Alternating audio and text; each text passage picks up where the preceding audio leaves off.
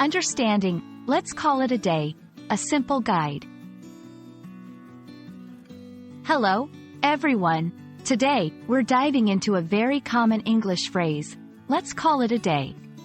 Whether you've heard it in movies, read it in books, or stumbled upon it in conversations, this phrase is widely used and incredibly useful. So, let's unpack its meaning, usage, and some examples to help you incorporate it into your daily English conversations. Stay tuned. Let's call it a day is an idiomatic expression used to suggest that it's time to stop working on something for the rest of the day.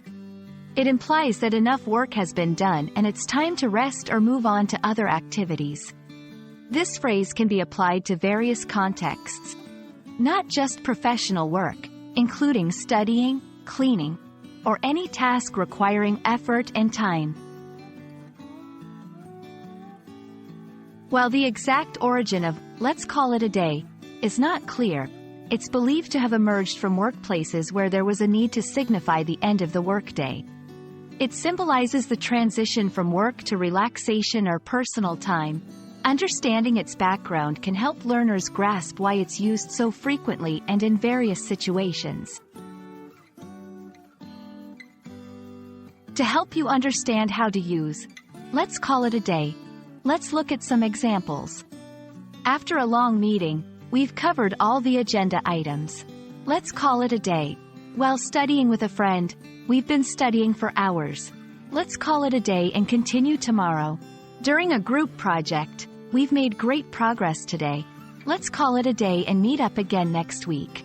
These examples show how the phrase can smoothly fit into different scenarios, making it a versatile addition to your English vocabulary.